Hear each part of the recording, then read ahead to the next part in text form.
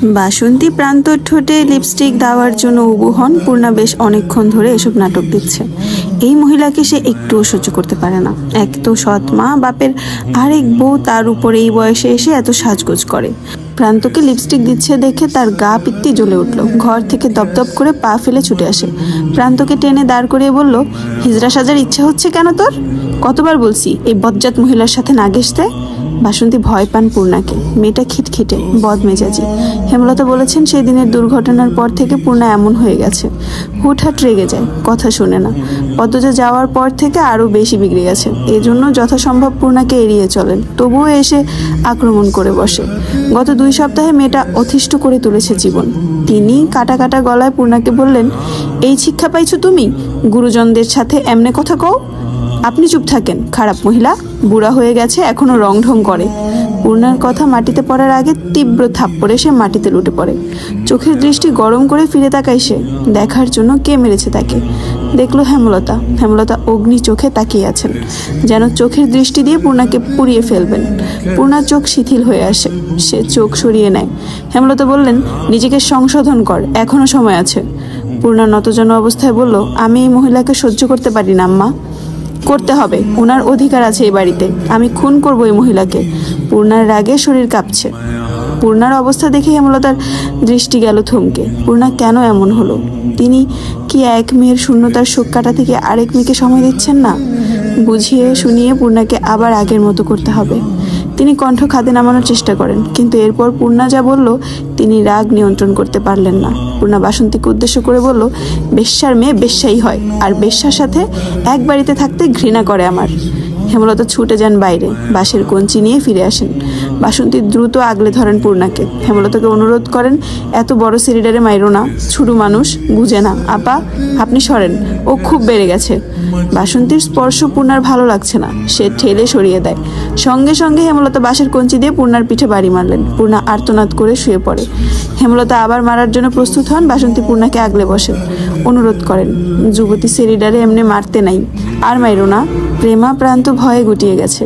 হেমলতার চোখ দিয়ে top top করে জল পড়ছে। তিনি বাঁশের কঞ্চি ফেলে লাহারি ঘরের দিকে যান। বারান্দায় বসে দীর্ঘশ্বাস ফেলেন।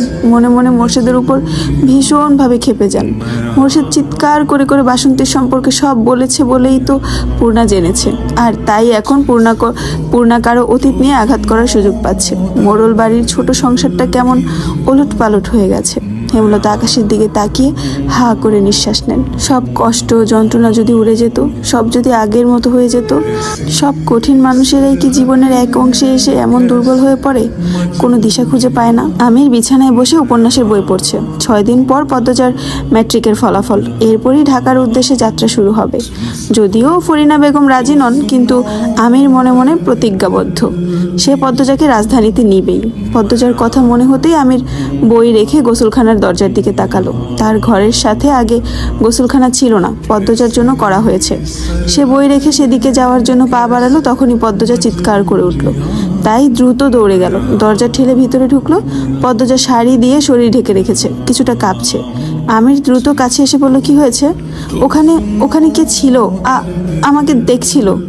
পদ্মজার ইঙ্গিত অনুসরণ করে আমির সেদিকে তাকালো। গোসলখানার ডান দেয়ালে একটা ইট সরানো, সকালে তো সরানো ছিল না। পদ্মজা কাঁদতে থাকলো। কাপড় পাল্টাতে গিয়ে হঠাৎ চোখে পড়ে দেয়াল, আর তখনই 2টি চোখ দেখতে পায়। সে তাকাতেই চোখ দুটি দ্রুত সরে যায়। পদ্মজার পিল চমকে ওঠে। আমির পদ্মজার মাথায় হাত বুলিয়ে দিয়ে বলল, শুকনো কাপড় পরে আসো, কেঁদো না। কথা শেষ করেই সে বেরিয়ে যায়। যাওয়ার তারা দেখে মনে হলো অজ্ঞাত আগন্তুককে আমির চিনে। পদ্মজা দ্রুত কাপড় পরে নিল। এরপর আমিরকে খুঁজতে থাকলো। আমির সোজা রিদওয়ানের ঘরের দিকে যায়। রিদওয়ান পানি পান করছিল। আমির গিয়ে রিদওয়ানের বুকের শার্ট খামচে ধরে, চিৎকার করে বলল, তোকে সাবধান করেছিলাম, দ্বিতীয় সুযোগ দিয়েছিলাম, শার্ট ছাড়। ছাড়বো না। কি করবি তুই? আমার বউয়ের দিকে কুনজর দিবি আর আমি ছেড়ে দিব? প্রমাণ আছে তোর কাছে? কুত্তার বাচ্চা, প্রমাণ লাগবে? আমি জানি না। আমির, মুখ সামলা, গালাগালি করবি না। করব। কি করবি তুই? আবার বলছি, শার্ট ছাড়। আমির ঘুষি মারে রিদওয়ানের নাকে। রিদওয়ান টাল সামলাতে না পেরে পালঙ্কের উপর হুমড়ি খেয়ে পড়ে। চিৎকার চেঁচামেচি শুনে বাড়ির সবাই রিদওয়ানের ঘরে ছুটে আসে। পদ্মজা ঘরের চৌকাঠে পা দিল মাত্র আমির রিদওয়ানকে টেনে হিঁচড়ে তুলে বলল, তোকে না করছিলাম, বারবার না করছি, তবুও শুনলি না। রিদওয়ান শক্ত দুই হাতে আমিরকে ধাক্কা মেরে ছুঁড়ে ফেলে। আমির আলমারির সাথে ধাক্কা খেয়ে আরো হিংস্র হয়ে ওঠে। রিদওয়ানের দিকে তেড়ে আসে। নূরজাহান দৌড়ে এসে পথ রোধ করে দাঁড়ান। চিৎকার করে বলেন, কি হয়েছে তোদের? তোরা এমন করতাসত কেন? দাদু সরে যাও, মাদার চোদের বাচ্চা, আমি মেরে ফেলবো। তুই কি ভালা মানুষের বাচ্চা? তেজ নিয়ে বলল রিদওয়ান। আমির নূরজাহানকে ডিঙিয়ে রিদওয়ানকে আঘাত করতে প্রস্তুত হলো। তখন মজিদ হাওলাদারের কর্কশ কণ্ঠ ভেসে আসে, যে যেখানে আছো সেখানেই দাঁড়িয়ে থাকো। আমির মজিদ হাওলাদারকে এক নজর দেখে শান্ত হওয়ার চেষ্টা করলো। পরেই জ্বলে উঠে বলল, আব্বা, আপনি জানেন না ও কি করছে। পদ্মজা গোসল করছিল, ও লুকিয়ে লুকিয়ে দেখছিল। আমিরের কণ্ঠ থেকে যেন অগ্নি ঝরছে। ফরিনা, আমিনা, রানী সহ হাওলাদার বাড়িতে কাজ করা দুজন মহিলা ছিছি করে উঠল। রিদওয়ান সাবধানে প্রশ্ন করলো, তোর কাছে কি প্রমাণ আছে? প্রমাণ লাগবে? আমি জানি এটা তুই ছিলি। বিয়ের রাতেও পদ্মজার গায়ে তুই হাত দিয়েছিলি। অপবাদ দিবি না। তুই ভালো করেই জানিস আমি অপবাদ দিচ্ছি না। তুই কি করে শতভাগ নিশ্চিত হতে পারছো ছেলেটা রিদওয়ান ছিল?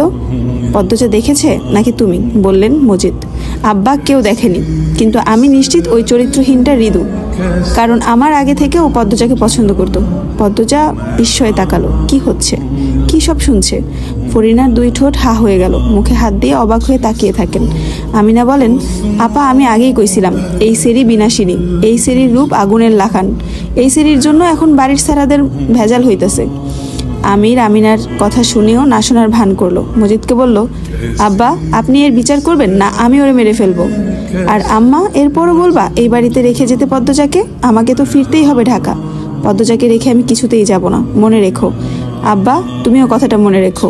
আমি তোমার ব্যবসায় আর নেই। যদি পদ্মজা আমার সাথে ঢাকায় না যায়, তুমি যেখানে যাবা তোমার বউ তো সেখানেই যাবে।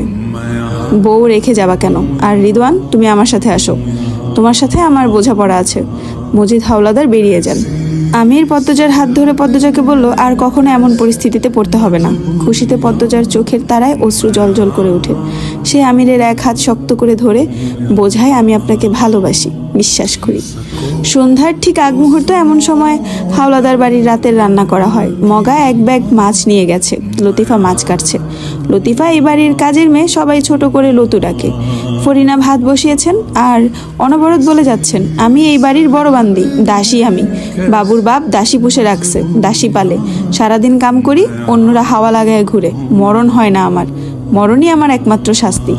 পদ্মজা গুনগুন করে গান গাচ্ছে আর রান্নাঘরের আশেপাশে ঘুরছে।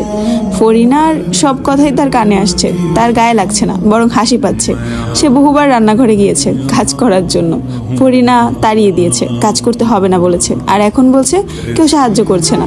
পদ্মজা পা টিপে টিপে রান্নাঘরে ঢুকলো। বলল, আম্মা, আমি সাহায্য করি। এই সেরি, তুমি এত বেয়াদব কেরে? কতবার কইছি তোমার সাহায্য করতে হইব না? না মানে আপনি বলছিলেন কেউ সাহায্য করছে না। তোমারে তো বলি নাই, তোমার গায়ে লাগে কেন? মেঝে ঝাড়ু দিয়ে দেই, তোমারে কইছি আমি? তুমি যাও এখান থেকে, যাও কইতাছি। পদ্মজা বেরিয়ে আসে। বাসায় লাবণ্য নেই, আমির নেই, কার কাছে যাবে? রানী আছে। রানীর কথা মনে হতেই পদ্মজা রানীর ঘরের দিকে এগোলো। যাওয়ার পথে সন্ধ্যার আজান ভেসে আসে কানে, তাই আর সেদিকে এগোলো না। নিজের ঘরের দিকে হেঁটে গেল। নামাজ পড়তে হবে। নামাজ পড়ে সূরা ইয়াসিন একবার পড়লো। এরপর জানালা লাগাতে গিয়ে রানীকে দেখতে পেল।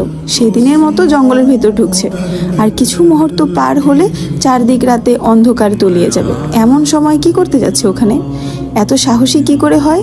পদ্মজা হুড়মুড়িয়ে ঘর থেকে বের হয়। আজ সে এর শেষ দেখেই ছাড়বে। লাবণ্য সবেমাত্র সদর ঘরে ঢুকেছে। পদ্মজাকে তাড়াহুড়ো করতে দেখে, কোথাও যেতে দেখে বলল, কি রে, কই যাস? পদ্মজা চমকে উঠল। এরপর বলল, এই তো এইখানেই। কই ছিলি? আচ্ছা, পরে কথা বলবো, আসি এখন। লাবণ্য ঠোঁট উল্টে বলল, আসসালামু আলাইকুম।